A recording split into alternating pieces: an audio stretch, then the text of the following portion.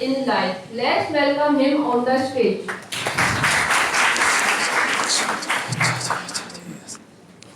अस्सलाम वालेकुम वरहमतुल्लाहि वबरकातुहू। आई डोंट रीड माइक बेटा। बहुत बहुत शुक्रिया मुंतज़मीन का, क्योंकि आपके बज़ाहिर आपके सेशन से ये टॉपिक मुताबिकत रखता हुआ नज़र नहीं आता, और मुझे ये पूरा ख्याल था कि मुझे ये टॉपिक पेश करने की इजाज़त शायद मिले ही ना, और मैंने मैडम से कह भी दिया था, तशरीफ़ लाई थी डॉक्टर रुक़ैया, कि अगर आप लोग मुझे इजाज़त नहीं भी देंगे तो मैं बिल्कुल बुरा नहीं मानूंगा, आपको अपने थीम के साथ कैरी ऑन करना चाहिए। तो मैं बसद अदब, मुझे तो बहुत खुशी है कि सामने बच्चे भी बैठे हैं, मेरे बेटे भी बैठे हैं, लेकिन ज़्यादातर तो मेरी बेटियां बैठी हुई हैं, और मुझे बहुत खुशी होती है जब मुझे 1 मिनट भी मिल जाए कि मैं अपनी बेटियों से मुखातिब हो सकूं, क्योंकि जब कोई बच्चा कोई बात सीखता है ना तो आम तौर पे वो उस तक रुक जाती है, लेकिन जब कोई बेटी बात समझ जाती है तो बेटे नस्लों तक बात चली जाती है, नस्लों तक। तो आप लोग बहुत शुक्रिया वंस अगेन, मेरे इंतहाई मोहतरम भाई बैठे हुए हैं, प्रोफेसर समीर साहब, तारिक फरमान साहब, डॉक्टर ज़फ़र इकबाल साहब, आपसे भी तारुफ आज हो गया, डॉक्टर उर्वा आ गई हमारी चीफ इंटेंसिविस्ट माशाल्लाह, फैकल्टी। एक बात मैं आपको बताऊं, मैं जब आया 4 साल पहले मुल्क में वापस, तो मैंने अपना पहला लेक्चर IMT में दिया, DIMC या दूसरे कॉलेज में नहीं दिया। तो मेरी ऐसी एसोसिएशन यहाँ से है, और इतना मेरा सही मायनों में आपकी पूरी फैकल्टी से मैं दिल से इससे उनसियत महसूस करता हूँ। अब इसमें मज़ीद दोहराने की ज़रूरत नहीं कि आपका रोल क्या है।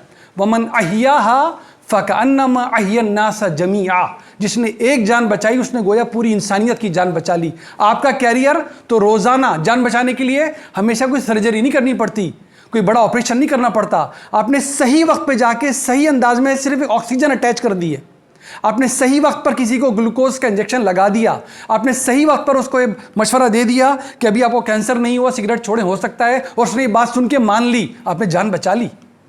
तो छोटी छोटी छोटी बातें, यहाँ से लेकर किसी हद तक भी इंसान जा सकता है। मैंने जो 10 मिनट में इंशाल्लाह आपसे बात करी, डॉक्टर साहब ने मुझसे कहा था कि आप अपनी प्रेजेंटेशन मुझे भेज दें। मैंने कहा वो तो मेरे पास कुछ है नहीं, मैं तो आज जाके ऐसे ही बोलूँगा। लेकिन मेरे उस्ताद ने मुझे मशवरा दिया, जब मैंने उनको कल बताई ये बात कि मुझे जाके इस टॉपिक पे बोलना है, तो उन्होंने कहा आपने तैयारी क्या की? मैंने कहा इस पर क्या तैयारी करूँगा, ऐसे ही जाके बोलूँगा। कहना आपके पास टाइम कितना है? मैंने कहा 15 मिनट मिले। तो उन्होंने कहा नहीं, बेहतर है तैयारी करके जाइए और 14 मिनट में बोलकर ख़त्म कीजिए। मौलाना को स्टेज आप देंगे तो वैसे ही फिर लामुतनाही सिलसिला है गुफ्तगू का, यह है होता है ना। तो मैं कोशिश करूंगा इंशाल्लाह आपका टाइम बिल्कुल कम से कम लूं, और मैं अपनी बात आपके दिल तक पहुंचाऊं, किसी एक दिल तक भी बात पहुंच गई कि वाकई रेलेवेंट है, रेस्पिरेटरी थेरेपी से भी, पल्मोनोलॉजी से भी, कार्डियोलॉजी से भी, इंजीनियरिंग से भी, सॉफ्टवेयर इंजीनियरिंग से भी, आर्टिफिशियल इंटेलिजेंस से भी, कि हमें यह बात समझ में आती है कि नहीं आती। पहली बात, सॉरी मैं बोलूंगा उर्दू में, अपने दिल की बातें करूंगा आपसे। ये इसलिए बनाई कि बच्चों के पास टाइम नहीं था कि ट्रांसलेट करके दें मुझे, बिल्कुल सुबह सुबह मुझे बनानी पड़ी, and they had no time whatsoever for me to translate in Urdu, और मुझे उर्दू में टाइपिंग आती नहीं है। नॉलेज मुफ्त में नहीं मिलती जनाब, कोई कीमत अदा करनी पड़ती है इसकी। You have to pay attention, ठीक है। अब आज की क्लास की बात भी और बाद में भी जब भी आपको तवज्जो देनी पड़ेगी, किस पे तवज्जो देनी पड़ेगी? अपने आप पे बड़ी तवज्जो दिया करें, जो सीखा करें उसको अपनी मिल्कियत में रखने की कोशिश करें, उसको ओन करें अपने नाम के साथ लेकर। अब ये मुझसे मालूम करें कि मुझे भी शायद नाम के सही मायने मालूम ना हो, तो मैं क्यों नहीं कर रहा। अपने इल्म को ओन करना सीखें, हर बात समझने की कोशिश करें, सवाल पूछें, इसी से आगे का रास्ता मिलता है। तो तवज्जो दें अपने आप पर भी, उस इल्म को जो सीख रहे हैं। एक सर्वे करना है मुझे, इससे पहले मैं आगे बढ़ूं, ये सर्वे इस टॉपिक मुंतखब करने के लिए बहुत इंपॉर्टेंट है। प्लीज़ हाथ खड़ा कीजिए आप में से वो कौन खुश नसीब है जिसके नानी, दादा और दादी चारों हयात हैं। वो हाथ खड़ा करिए पूरे हॉल में। जिसके चारों ग्रैंड पेरेंट्स जिंदा हैं वो हाथ खड़ा कर ले। एक भी हाथ नहीं है ना? I am not surprise. मैं 1000 के मजमे में पूछूंगा जिसकी उम्र 21-22 साल होगी, हाथ खड़ा नहीं होता बेटे। ये आपके फर्स्ट डिग्री रिलेटिव है जिनका मैंने नाम लिया है, मैंने आपके सेकंड कजन की बात नहीं की। आपके फर्स्ट डिग्री रिलेटिव एक हाथ खड़ा नहीं हो सका जो कहे चारों ग्रैंड पेरेंट्स जिंदा हैं। मौत इतनी करीब आ चुकी कि इस पूरे हॉल में बैठे हुए हर शख्स के फर्स्ट डिग्री रिलेटिव को लेके जा भी चुकी, हमारे पास नहीं आएगी क्या? So it's better to prepare for it before it is too late, isn't it? अच्छा देखें, ये सब बातें सुनी है सबने, किसी ने सुना है गोल क्या होता है, टारगेट क्या होता है, ऑब्जेक्टिव क्या होता है, पर्पस क्या होता है। ये सब खाली खुली नाम है, जैसे कि कुछ हम से नाम लेके घूम रहे हैं, उनको नाम तक नहीं मतलब नहीं पता अपने, ये इनके कोई मायने भी हैं। अब हमारे पास टाइम ज़्यादा नहीं है, वरना बड़ा इंटरेक्टिव 1 घंटे का सेशन करना होता है मुझे, तो हमारे पास 10 मिनट है, जल्दी जल्दी करना है जो कुछ करना है, तो मैंने कुछ चीज़ें मॉडिफाई कर ली हैं। तो किसी को अंदाज़ा ये टारगेट क्या चीज़ होती है और टास्क क्या होता है, तो हम इसको मुख्तसर करते हैं। ये देखिए, बताइए, कंप्लीटिंग एन असाइनमेंट, ये क्या है? टास्क है, टारगेट है, पर्पज है, ऑब्जेक्टिव है, क्या चीज़ है ये? Very good. Getting admission in university, आप सब लोग एडमिशन चाहते हैं, टारगेट है, वाह जी वाह। कंप्लीटिंग ग्रेजुएशन,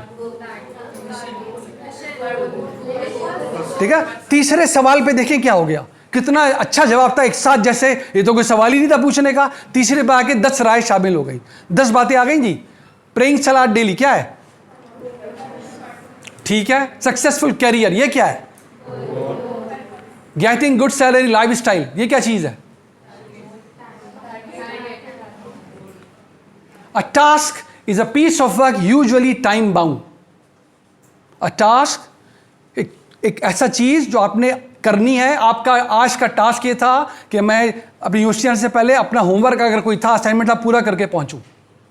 आपका टारगेट और गोल क्या हो सकता है? ऑब्जेक्ट और result towards which effects are directed. Usually आप टास्क पूरे कर रहे होते हैं ताकि अपने टारगेट को अचीव कर लें।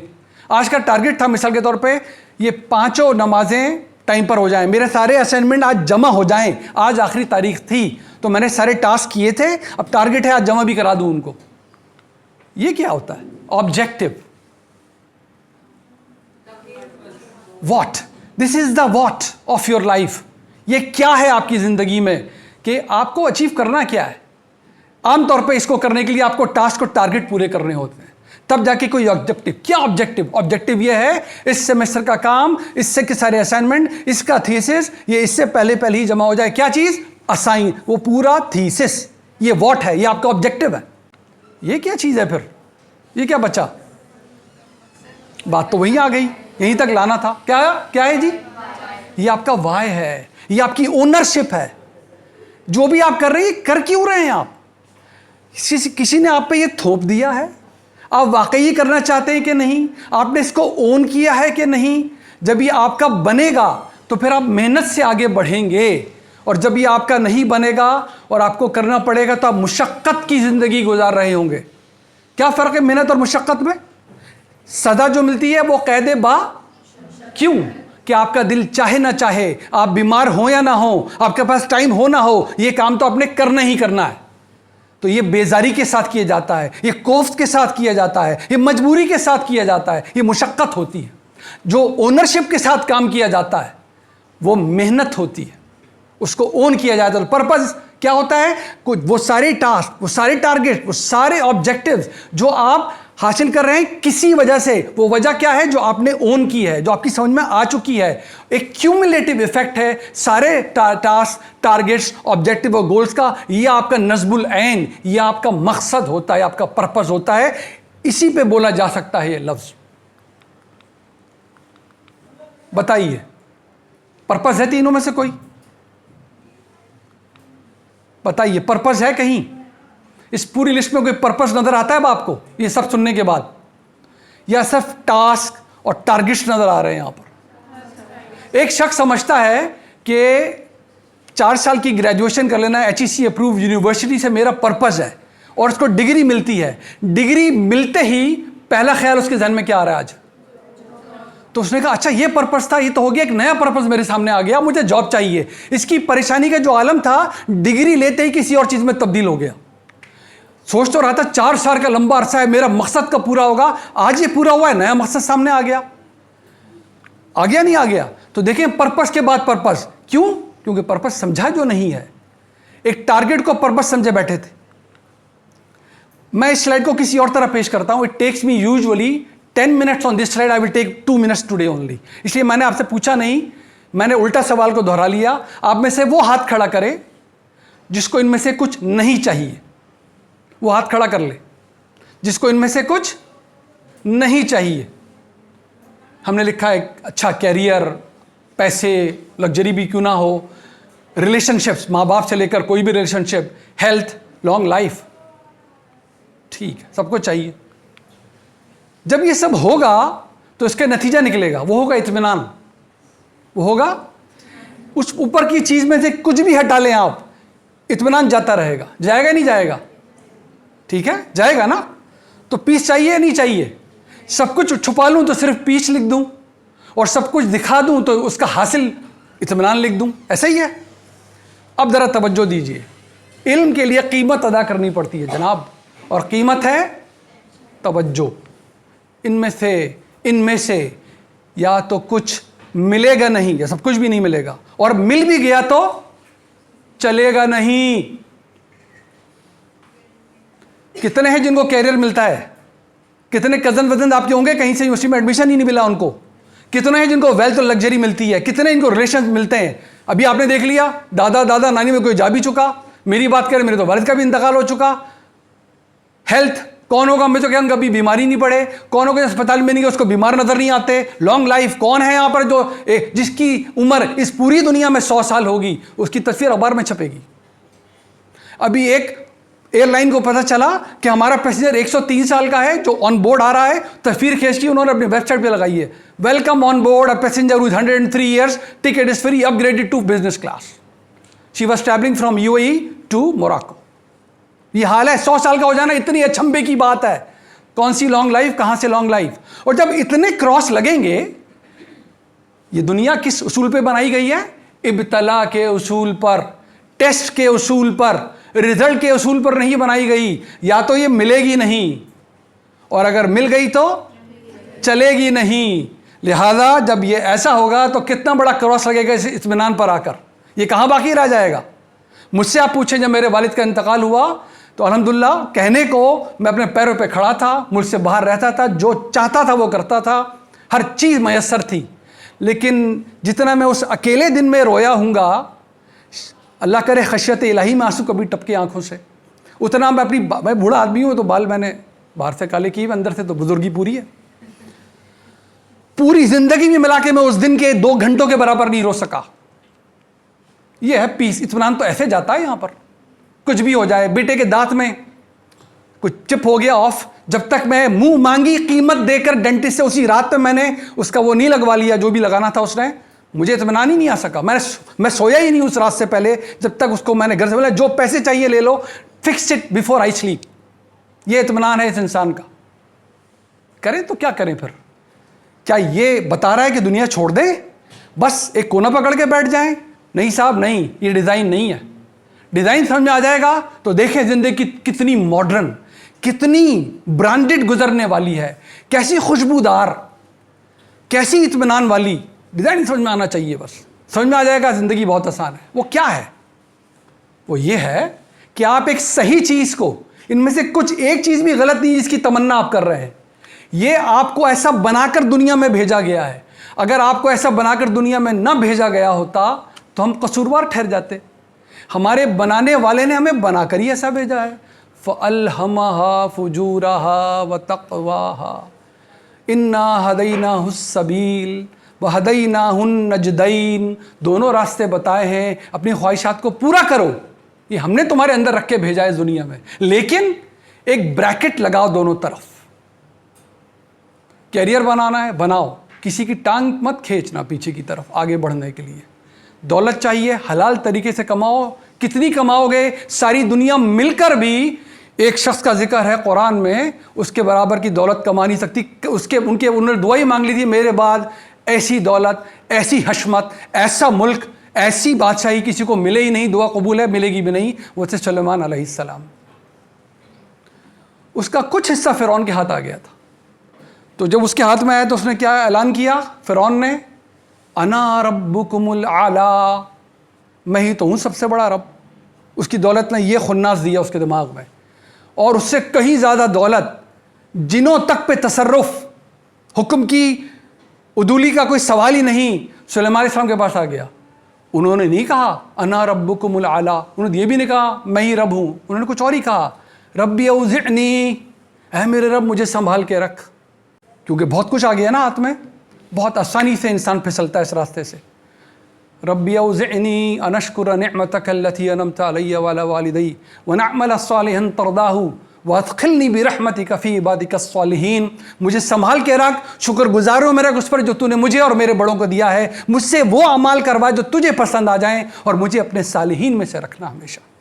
दौलत उनके पास कहीं ज़्यादा थी, रवैये ने सब कुछ बदल के रख दिया। दीन आखिरत आपसे ये नहीं मांगती कि आप काम ना करें, आप दौलत ना कमाएं, आप अच्छे घर में ना रहें, आप अच्छे कपड़े ना पहने, आपके पास से खुशबू ना आती हो, ये सब कुछ हो लेकिन पाकीज़ा हो, गलीज़ दौलत नहीं हो, गलीज़ खाना ना हो, गलीज़ घर ना हो, गलीज़ गाड़ी ना हो। आप अपने जहाज़ खरीदें, जो पाकीज़ा तरीक़े से 2 जहाज़ खरीदने के काबिल है, उससे ज़्यादा मतलूब और मकसूद तो कोई हो ही नहीं सकता, क्योंकि कम से कम 4000 लोगों को जॉब दे रखी है इसने। इतना पैसा कहाँ से आया इसके बाद अदरवाइज़? यही तो मतलूब है। जो सबसे अच्छा प्रोफेशनल है वही मतलूब और मकसूद है, क्योंकि ये कमाएगा भी। तो सबसे बड़ा टेस्ट तो हलाल कमाई है। कहाँ से आएगा? भूख तो लगेगी मुझे, मेरी जिबिलत में तो भूख रखी हुई है, इसके लिए मुझे हलाल आमदनी चाहिए। वो आमदनी भी हाथ आ जाए और उससे जान भी बच जाए, ये बड़ी शानदार इबादत भी हो जाए और जान भी बच जाए इसके ज़रिए। आप रोज़ाना घर से निकले काम करने के लिए, वापस लौटे तो नेकियों से भरा हुआ बैग हुआ करे आपके पास। कौन है इस शोबे से ज़्यादा जो ये कर सकता? और भी करते होंगे। तो देखिए, हम बताने का मकसद ये, हम ठीक चीज़ें गलत जगह पे तलाश कर रहे हैं। इस दुनिया में ये चीज़ें सबको मिलेंगी नहीं, मिलेंगी तो चलेंगी नहीं, चलेंगी नहीं। लिहाजा आपको ये सब कुछ ढूंढना है, ये मिलेगा राइट प्लेस। इस राइट प्लेस की मुनादी की गई है कि इसकी तैयारी करके आओ, यहाँ ज़रूर घर बनाओ, हलाल तरीके से बनाओ, 10 बंगले खरीदो। ऐसा ना हो गलत तरीके से बना लो, ये तो पीछे रह ही जाएंगे, ये तो चलेंगे नहीं, और वहाँ पर झोपड़ी भी हाथ ना है, वहाँ पर गलीज जगह पे पहुँच जाओ। ये सब मिलेगा, लेकिन जब वहाँ मिलेगा सही जगह पर तो ये मिलेगा भी और ये चलेगा भी, ये मिलेगा भी और ये चलेगा भी। लिहाजा आपको समझ में नहीं आती ये बात कि वाकई ऐसा होगा, ये मिलेगा भी और चलेगा भी? सवाल उठाइए, हर मरहले पे सवाल उठाइए और देखें आपको जवाब मिलते कि नहीं मिलते। सब पढ़े लिखे लोग हैं, सवाल ढूंढना वहाँ है जहाँ जवाब लिखे हुए हैं, उस वहाँ से अटैच होना है उस किताब से हमें। वंस यू अंडरस्टैंड, या तो बात समझ में नहीं आई आपकी जनरली, सवाल पे सवाल पूछते चले जाएं, आगे से आगे अपनी इंक्विजिशन को बढ़ाते चले जाएं। Once you understand, be focused and be smart, do not be a fool please, कि मैं हॉक्सबे के हट पे जहां 8 घंटे के लिए जा रहा हूं, उस हट में तो मुझे हर आराम चाहिए, और जिस घर में 24 घंटे रहता हूं वहां कोई सहूलत मैसर नहीं है। ये पूरी दुनिया आपकी 70 साल की जिंदगी, 80 साल की, हॉक्सबे के हट से ज्यादा क्या है? जरूर इसको अच्छा लीजिए, आप 1 लाख रुपए का हट लीजिए जाके 2 घंटे के लिए, लेकिन अपने घर को भी तो अच्छा बनाइए, जहां हमेशा रहना है, जहां ज्यादा रहना है आपको। लिहाजा जब आप ये समझेंगे तो एक हैरत अंगेज नतीजा बरामद होगा। काइंडली अगर आप लोग एक तरफ होके, बड़ी मेहरबानी होगी, जो लोग भी हैं आप बात सराखों पे एक तरफ होके बैठिए प्लीज, बड़ी मेहरबानी। जब आपकी समझ में ये बात आ जाएगी तो एक नतीजा निकलेगा हैरत अंगेज तौर पे। वो नतीजा ये निकलेगा, क्योंकि आपका हर कदम, आपका हर कदम, आपका हर कदम अपने मंजिल की तरफ बढ़ रहा होगा। आप हर कदम पे महसूस करेंगे कि आपका पर्पस पूरा हो रहा है। तो यहां पर अगर कुछ न भी मिला तो आपको कभी नाकामी का एहसास नहीं हो सकता। यहां पर अगर कोई चीज कम भी रह गई और यकीन है आपको कि कल तो मुझे एक शानदार चीज मिलने ही वाली है, तो बताइए इस शख्स की साइकोलॉजी कैसी होगी, इस शख्स का इत्मीनान का दर्जा कैसा होगा बेटा? अगर इसको अपना पर्पस समझ में आ चुका हो, इसको पता हो मैं एक आध टास्क के टारगेट में पीछे रह भी गया लेकिन मुझे पर्पस हासिल हो रहा है, तो बताइए इत्मीनान होगा कि नहीं होगा? जबकि अगर ये किसी और चीज को पर्पस बनाकर बैठा हुआ है, या तो मिलेगा नहीं, एक के बाद दूसरा सामने आएगा, जिंदगी भर बेइत्मीनानी में गुजरनी ही गुजरनी है। गुजरनी है कि नहीं गुजरनी? आसान मिसाल है इसकी, एक शख्स झोपड़ी में रहता है, पीछे आके बैठ जाइए। एक शख्स एक झोपड़ी में रहता है और एक शख्स महल में रहता है पिछले 50 साल से। दोनों को आज आके बताया गया, 50 साल से महल में, 50 साल से झोपड़ी में, दोनों को बताया गया एक खबर। झोपड़ी वाले से कहा गया आज के बाद की सारी जिंदगी आपकी महल पे गुजरेगी, एक रात और गुजारिए यहाँ पर बस इस फुटपाथ पर। और महल वाले को बताया गया आपकी बाकी सारी जिंदगी अब झोपड़ी में गुजरनी है, आज रात आप महल में और गुजार लें बस। तो बताइए ये रात दोनों पे कैसी गुजर रही है? झोपड़ी वाली की रात कैसी है और महल वाली की रात कैसी है? इसका मतलब ये नहीं कि महल में रहने की कोशिश ना करें, ज़रूर महल बनाइए अपने लिए, लेकिन बगैर कॉम्प्रोमाइज़ किए हुए इन सारी चीज़ों का आखिरत में, बगैर कॉम्प्रोमाइज़ किए हुए यहाँ भी 10 महल बनाएं और कोशिश करके वहाँ भी अपने महल ही तामीर कीजिए। ये गलती कभी ना कर बैठें कि यहाँ की थोड़ी से महल के लिए, थोड़ी सी किसी चीज़ के लिए हमेशा हमेशा का नुकसान उठा लें। जब ये समझ में आ जाएगा तो ये पीस फिर आखिरत के लिए बचेगा नहीं, ये इत्मीनान आपको इस दुनिया में हासिल होना शुरू हो जाएगा। नो मैटर आपका टास्क पूरा होना हो, टारगेट पूरा होना हो, कुछ कमी भी रह जाए तो आपके इत्मीनान में कभी कोई कमी नहीं आएगी। इसी को हम ये पढ़ते हैं, अल्लाह का राज हमारी समझ में आ जाए, अला बिज़िक्रिल्लाहि तत्मइन्नुल कुलूब। जान लो, समझ लो, दिलों का इत्मीनान सिर्फ अल्लाह की याद दहानी में है। सिर्फ ये पूरी बात जो हमने करने की कोशिश की है, इसको समझने में दिलों का इत्मीनान है, वरना पूरी ज़िंदगी बेइत्मीनानी में गुजरनी है। ये नुस्खा किसी पल्मोनोलॉजिस्ट, किसी कार्डियोलॉजिस्ट, किसी मुफक्किर का लिखा हुआ जुमला नहीं है। ये नुस्खा किसी फ़िलासफ़र का लिखा हुआ नहीं है, ये अल्लाह सुब्हानहू व तआला ने बताया है। यह है नुस्खा दिलों के क़ल्ब का। पूरी बात समझ लो, इस पर अमल लेकर आ जाओ। अलाइनमेंट के लिए आपको मकसद का तयन पहले करना पड़ेगा। टास्क कर लेते हैं, टारगेट कर लेते हैं, देखते हैं क्या होता है। इस तरह ज़िंदगी नहीं गुजारी जा सकती। पर्पस से अलाइन होंगे, ऑब्जेक्टिव्स आपकी समझ में आएंगे, गोल और टारगेट्स आपको समझ में आएंगे, अपने टास्क आप पूरे किया करेंगे और इंशाअल्लाह ताला एक शानदार दुनिया भी, ज़िंदगी भी और एक शानदार आखिरत भी इंशाअल्लाह सबकी मुंतज़िर है। दुआओं में याद रखिए। Thank you for the payment.